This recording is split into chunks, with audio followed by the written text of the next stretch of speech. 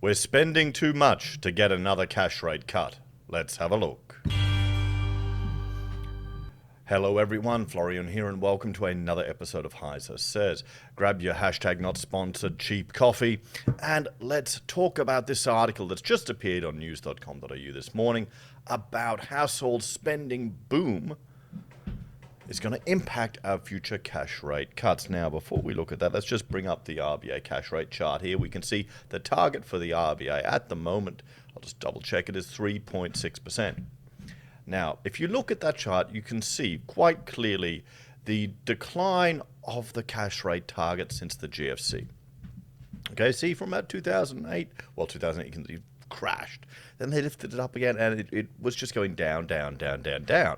So this period where, well, my generation has been working for the biggest chunk of our working lives, buying houses, starting families, we have only known interest rates or the cash rate target going down, to the point where some were predicting it would go negative.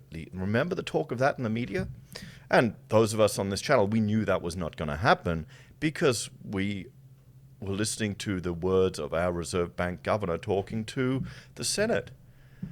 But the media didn't report on that. It wasn't as exciting as banks preparing for the potential of negative rates. I wonder how many people that tricked up that borrowed too much based on that assumption, thanks to the media. But you can see, if we look at that chart, going between 4 to 6% for a big period, that was where rates were sitting. And now they kind of want to have it around 3%. That's where they want the target. Nice, steady 3-4% around that range, up and down, to adjust it as they need to keep inflation going up, but not up too much, up enough to make sure you're not going to hoard your money. They want to keep money flowing through the economy.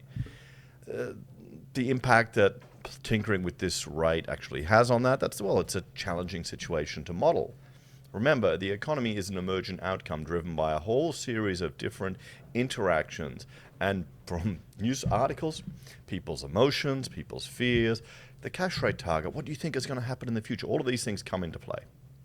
Now, the article I want to talk about here is one where they're saying household spending boom is tipped to impact a future rate cut. Now, if you're there sitting there hoping to see this rate cut go back down to 0.1%, you need to remember that was an emergency rate. That wasn't normal. You shouldn't expect it to be normal. I know a lot of the viewers of the channel, myself included, locked in on a fixed rate. Probably for me, it was the first and only time I've done it, when it was that low, because it was just insane. It was a once-in-a-lifetime occurrence. So if you're sitting there borrowing, expecting your cash, well, your mortgage to be calculated at a cash rate target of 0.1, you may have leveraged yourself a little bit too far. Okay, you may push yourself a bit too far. So let's look at this. Sure, we'll get some movement. It'll go up and down, but the rates are pretty normal now. These are normal rates. You can actually put money in the bank and earn some interest. Like previous generations, you can save with cash in the bank. That makes you wonder, some of these big, projects people work on, you pull in, 3% at the end of it. You hear these stories.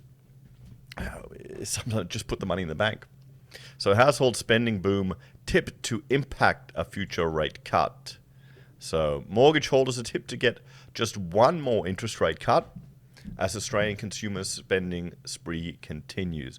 Now, this is the K-shaped economy where you've got one group. Do I have a chart for that? No, not at the moment. I'm still getting everything set up here. As you can see, we still haven't got the walls done yet. The fence outside, that's the priority at the moment. You've got two parts of the economy. You've got people who are just going gangbusters up, times are going good, it's all going better, and you've got others that are kind of struggling. And it's just going to get worse. We're going to have a continued divide as the strata between those that are reaping the benefits of the housing boom and those that are not widens. So when you go out shopping and you're thinking, are times doing it tough? It depends on who you talk to. Some people are saying it's tough, it's getting quiet, what's going on. Other times you're out at the shops and it's just going crazy, flat out. You can see there's business activity everywhere. The retailers going nuts. So there we go. And one of the measures the RBA is going to look at is consumer spending. How much are we spending on things? And it's been growing steadily for the last 20 years.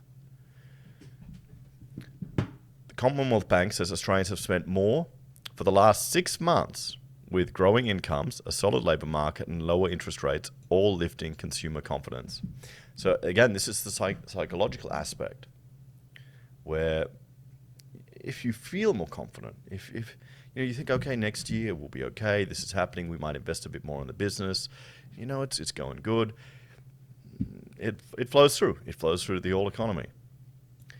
With the broader economy showing signs of resilience and the consumer returning to a more solid footing, we don't see the need for the RBA to go much further, CommBank head of Australian Economics Belinda Allen said. We continue to expect just one more rate cut in November, but no change at the RBA's September meeting. So they're predicting one more rate cut. And let's have a look at, I'm going to bring up a website here, guys, bear with me, ASX rate predictor or rate tracker. There we go. I should just be able to drag this over here. Brilliant. This is the predictions of a rate cut. So for September 10, that was yesterday, at the time of recording, no change, 86%, a decrease to 3.35% is 14%. Now this, to me, feels like a low rate, because I remember when rates were higher growing up as a kid.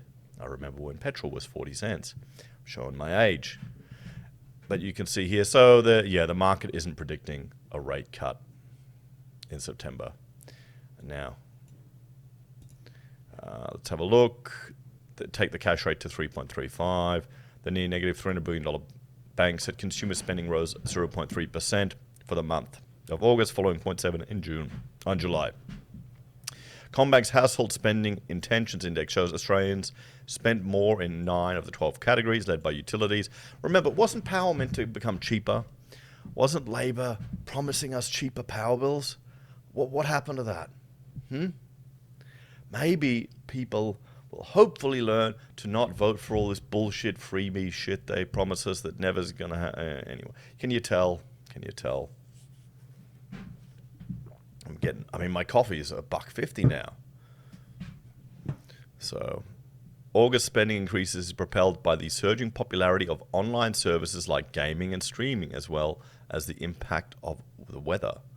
Okay? The wettest August. So more people are staying home because of the rain, so they're spending more money on streaming services. I shouldn't complain. I got Disney Plus just so I could watch the new Aliens. What else? Let's keep going here. ANZ head of economics Adam Boyton warned that further rate relief may not be coming for mortgage holders.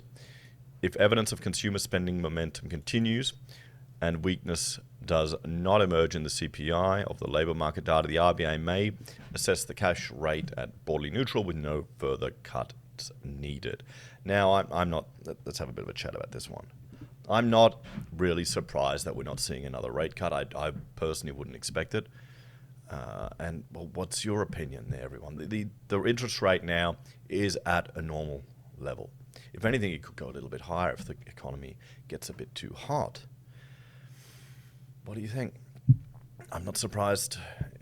Remember when there was talk of people borrowing at this 0.1% rate? Here's the thing, you'll get people comparing us to America, to the housing crashes they had in America. The same thing is not as likely to happen here in Australia because we love our regulation in nanny state Australia. When banks are lending you money, they need to add a buffer onto it to make it even harder to borrow. 3% there. In America, they have schemes where they were giving money to people who they knew couldn't pay it just for ideological, political reasons. That was it. And the brokers didn't care, the banks didn't care, the government would come to the rescue. And look what happened.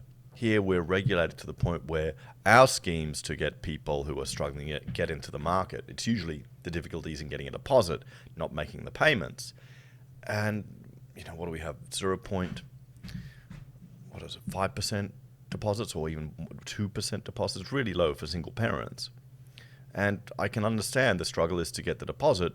Making the repayments is probably cheaper than your rent. And that's capped at $10,000, so not a significant amount to impact the market.